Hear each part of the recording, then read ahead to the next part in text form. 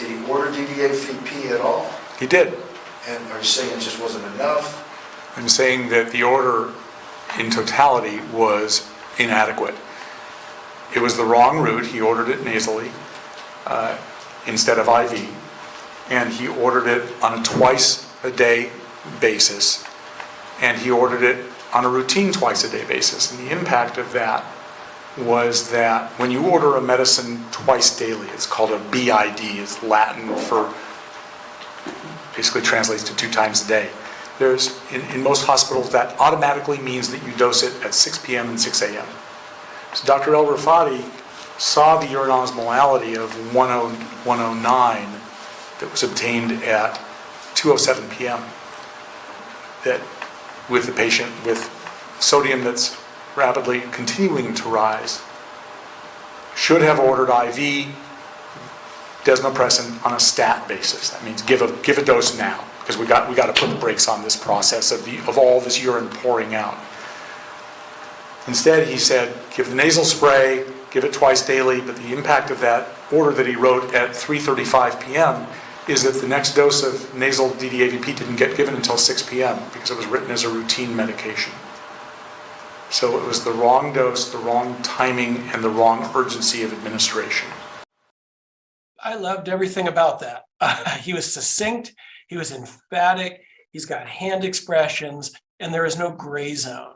This, well, there's some options. We could give it, nasally or maybe a pill. Wrong dose, wrong time, wrong route into the patient. So very powerful testimony right there. Yeah, one of the things to your point, one of the things I really liked about that was he started it off with all of those points. He ticked them off on his fingers. Then he went into detail, and then he reiterated those. He repeated those same points, ticking them off on his fingers. Oh. Exactly. And was very forceful in doing it. You could tell when he was talking about the urgency, you could feel his passion in this and his belief in this. And I think that resonates with jurors there. Right. He stepped out of the expert role. That's him as a physician. As an intellect, as a master in his field. That's not advocacy and being an expert on the stand. He's thinking, man, if that was my patient, I'd be losing my marbles. So again, what a great style. Hats off to how that's put together, how he summed it up in the direction, obviously, he's getting from Mr. Trentalange.